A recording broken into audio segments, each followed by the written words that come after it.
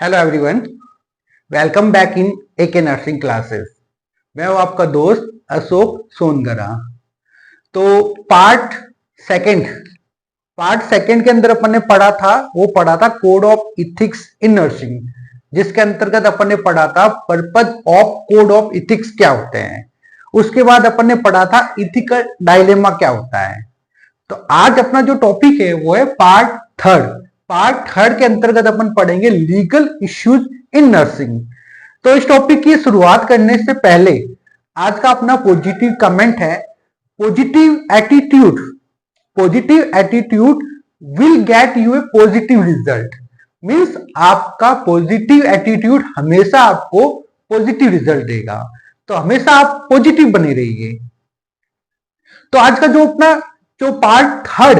Part third के अंतर्गत अपन पढ़ेंगे लीगल इश्यूज इन नर्सिंग।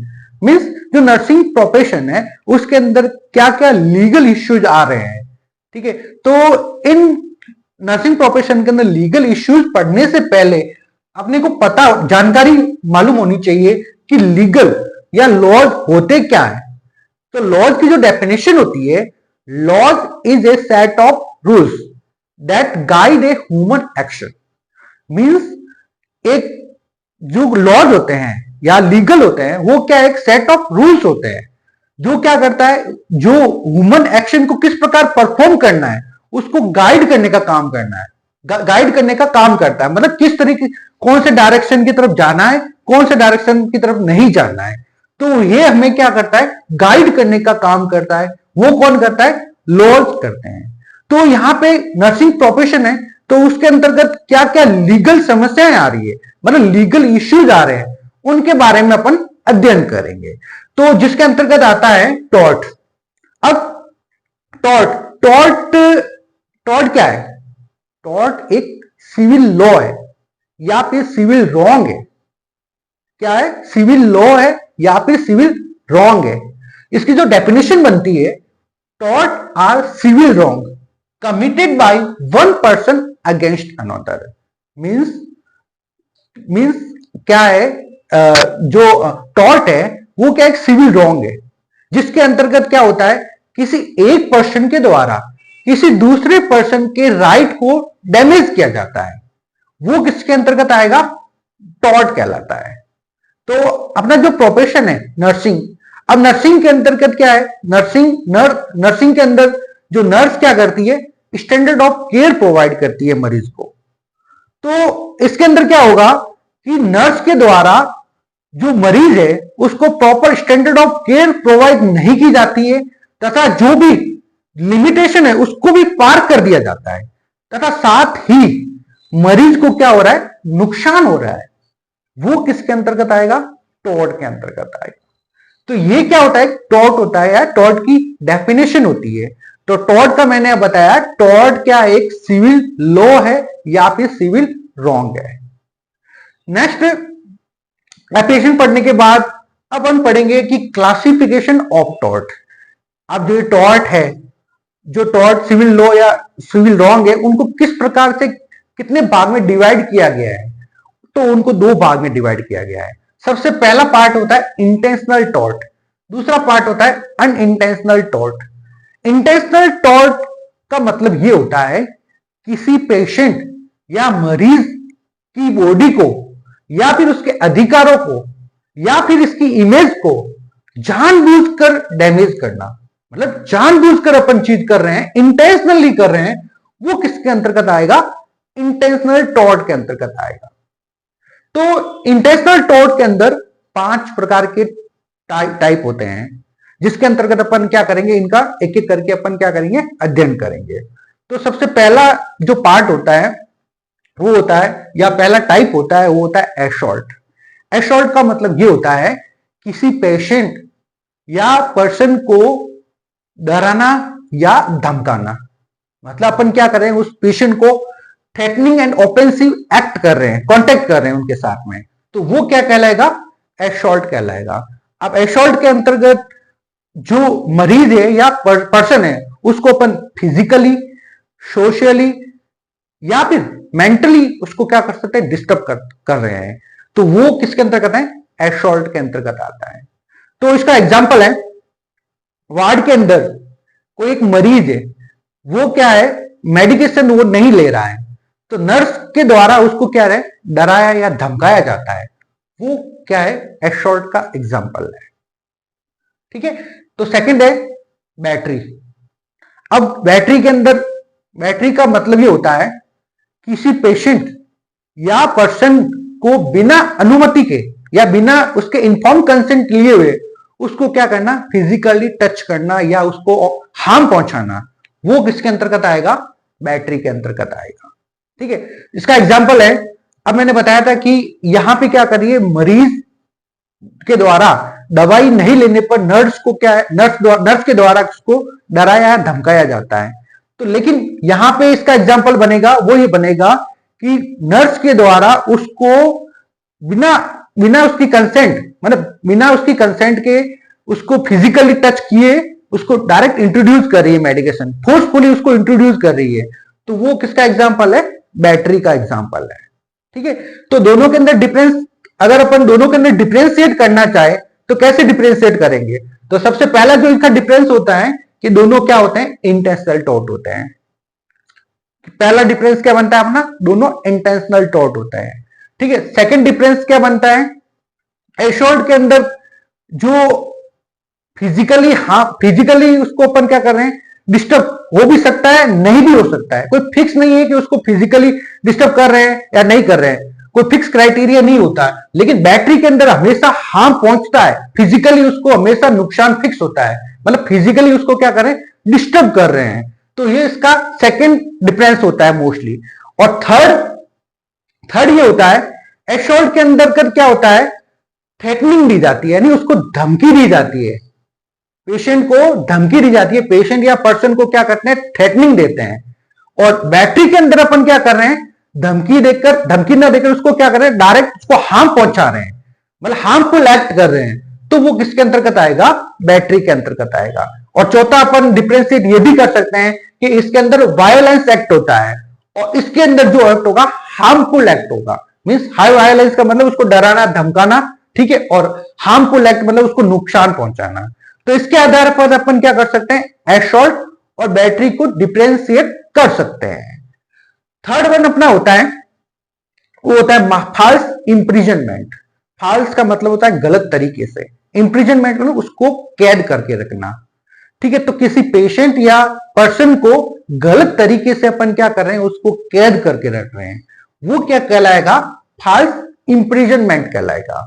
तो इसके अंतर्गत जैसे कि मान लो कि सपोज करो कि कोई पेशेंट होता है जैसे हाइपर एक्टिव का है या सीजर का है, तो अपन क्या करते हैं, उसको उससे कंसेंट लेकर अपन क्या करते हैं, उसको बांध के रखते हैं या रेस्ट्रेंट देते हैं, तो वो तो क्या एक सही प्रोसीजर है।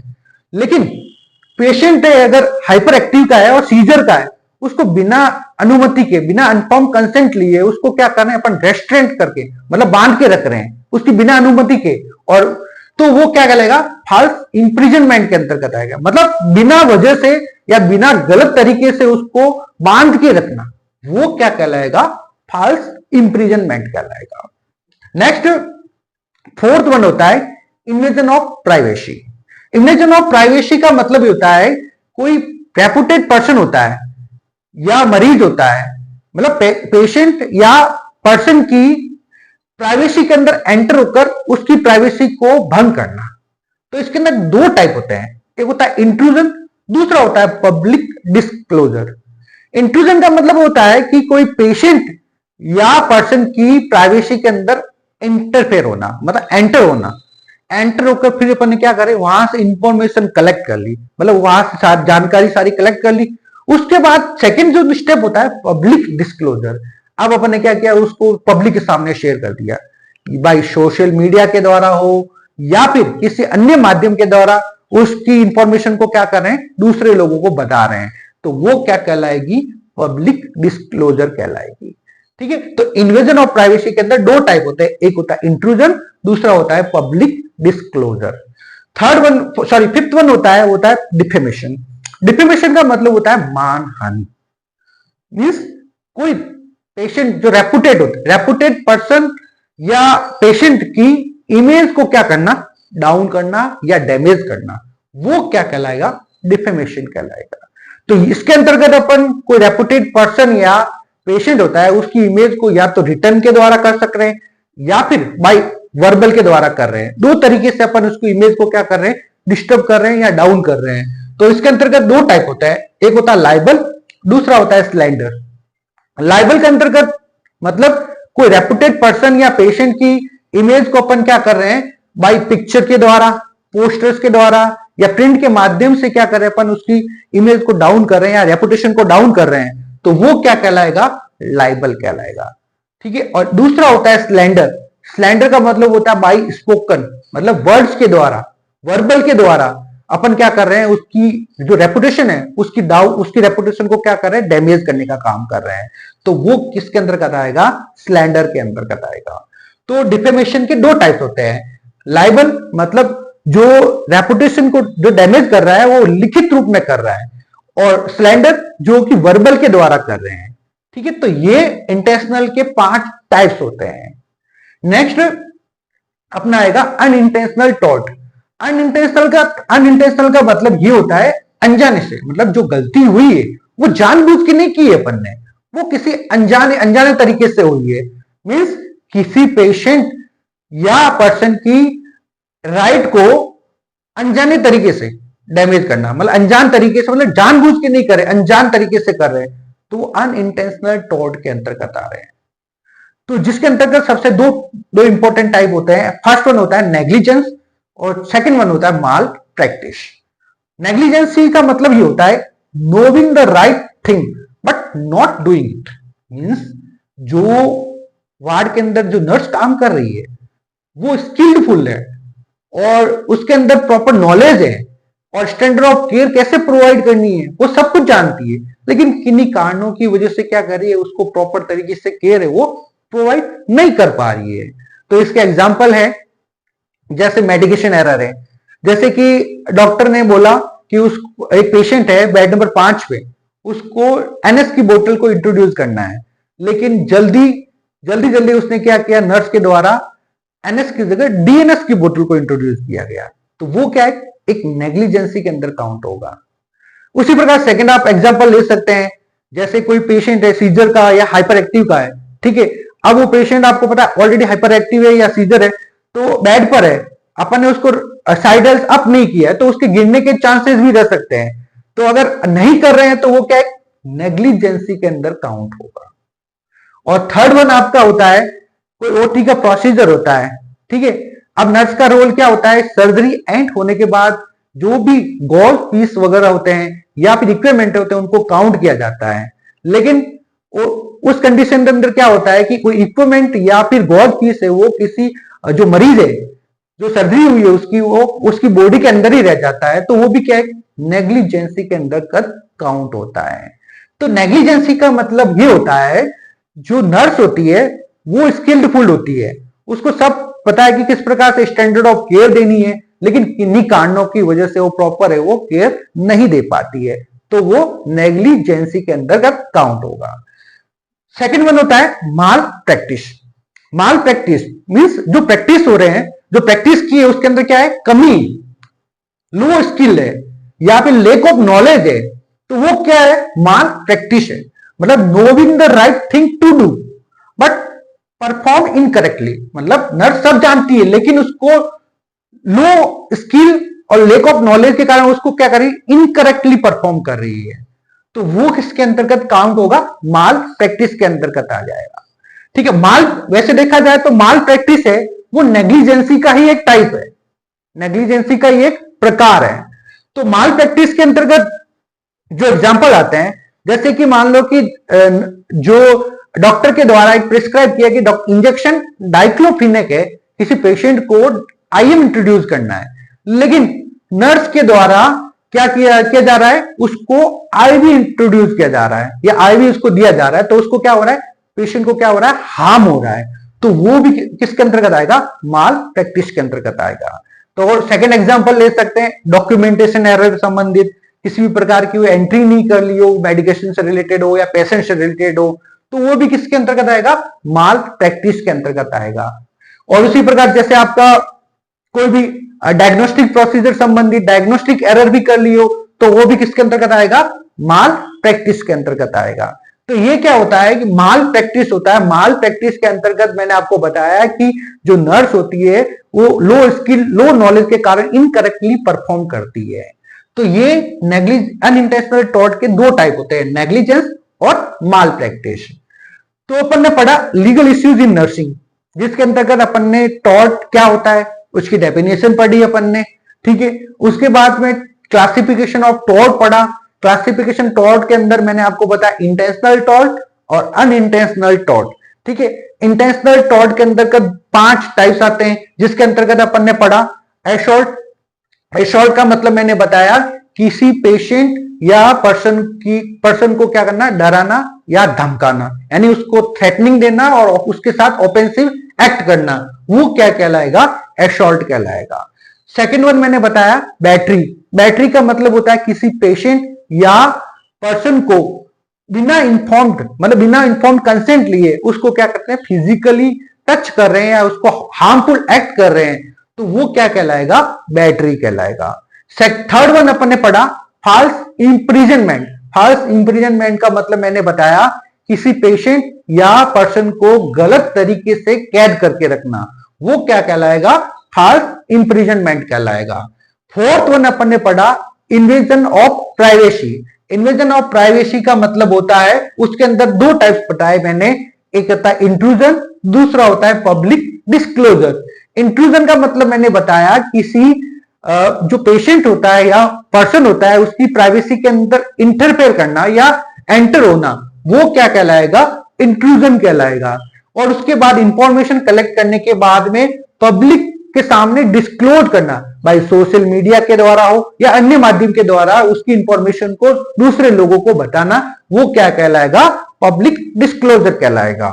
और फिफ्थ वन अपने पढ़ा डिफेमेशन। डिफेमेशन का मतलब होता है मान हानि, ठीक है। किसी पेशेंट या पर्सन की रेपुटेशन को क्या करना है, डैमेज करना, वो क्या कहलाएगा, डिफेमेशन कहलाएगा। जिसके अंतर्गत मैंने आपको बताया 2 टाइप्स होते हैं, एक होता है लाइबल, एक होता है स्लैंडर। लाइबल के अंदर अपन क्या कर रहे हैं, लिखित रूप में, जैसे भाई पिक्चर के द्वारा हो, भाई पोस्टर्स के द्वारा हो, तो उसके माध्यम से अपन क्या कर रहे हैं, उसकी रेपुटेशन को डैमेज कर रहे हैं, तो वो लाइबल कहलाता है।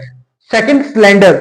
स्लैंडर का मतलब होता है भाई स्पोकन वर्ड्स के द्वारा उसकी रेपुटेशन को क्या कर रहे हैं, डैमेज कर रहे हैं, तो वो स्लैंडर के अंतर्गत आता है। तो ये 5 टाइप्स होते हैं, वो इंटेंशनल टॉर्ट के अंतर्गत आते हैं। सेकंड अपन ने पढ़ा अनइंटेंशनल टॉर्ट। अनइंटेंशनल टॉर्ट का 2 टाइप्स होते हैं, मैंने बताया, एक तो होता है नेग्लिजेंसी, दूसरा होता है माल प्रैक्टिस। नेग्लिजेंसी का मतलब होता है knowing the right thing but not doing it, मतलब जो नर्स को प्रॉपर नॉलेज है, मतलब स्किलफुल है, किस प्रकार से उसको एक्टिविटी करना है, लेकिन वो किन्हीं कारणों की उसको सही तरीके से परफॉर्म नहीं कर पा रही है। और माल प्रैक्टिस के अंतर्गत क्या कर रही है, नर्स है वो इनकरेक्टली उसको इनकरेक्टली केयर दे रही है, मतलब उसको lake of knowledge, lake of skill के कारण उसको प्रॉपर तरीके से केयर वो प्रोवाइड नहीं कर रही है। तो ये के अनइंटेंशनल के 2 टाइप हुए, एक तो नेग्लिजेंसी, दूसरा माल प्रैक्टिस। अब अपन पढ़ेंगे अदर टर्मिनोलॉजी। टॉर्ट के अलावा 2 टर्मिनोलॉजी के अंदर एक होता है गुड सबमिट लो। गुड सबमिट लो का मतलब ही होता है इन इमरजेंसी कंडीशन या इमरजेंसी वार्ड के अंदर जो हेल्थ केयर वर्कर, चाहे नर्स हो या डॉक्टर हो, अन्य स्टाफ हो, उसके द्वारा जो माल प्रैक्टिस या नेग्लिजेंसी होती है वो काउंटेबल नहीं होती है, मतलब उसको काउंट नहीं किया जाता है, मतलब उसको किसी प्रकार का पनिशमेंट नहीं दिया जाता है, वो क्या कहलाएगा, गुड सबमिट लॉ कहलाएगा। और सेकंड होता है क्राइम। क्राइम मतलब आज की जो आपराधिक दुनिया, डिफरेंट प्रकार के, कई प्रकार के क्राइम होते हैं, चाहे मर्डर हो, चाहे रेप हो या अन्य प्रकार के क्राइम होते हैं। तो उसके अंदर का नर्सिंग प्रोफेशन के अंदर 2 प्रकार के डिवाइड कर रखे हैं। एक होता है फेलोनी। फेलोनी का मतलब जो क्राइम होगा वो सीवियर कंडीशन का रहेगा, बहुत ज्यादा सीवियर कंडीशन का रहेगा, और उसके अंदर जो क्राइम करता है उसको 1 साल से ऊपर की पनिशमेंट दी जाती है, तो वो फेलोनी के अंतर्गत आता है। दूसरा होता है मिसडैमनर। मिसडैमनर के अंतर्गत क्या होता है, जो क्राइम है वो लेस सीवियर होगा और इसके अंदर जो पनिशमेंट है वो लेस देन 1 ईयर की रहेगी, तो वो मिसडैमनर कहलाता है। तो क्राइम 2 टाइप, फेलोनी और मिसडैमनर। तो अदर टर्मिनोलॉजी के अंदर 2 टाइप पड़े, गुड सबमिट लॉ और क्राइम। तो आज का ये अपना टॉपिक है वो यहीं समाप्त होता है। तो please like and subscribe my YouTube channel AK Nursing Classes. Jai Hind.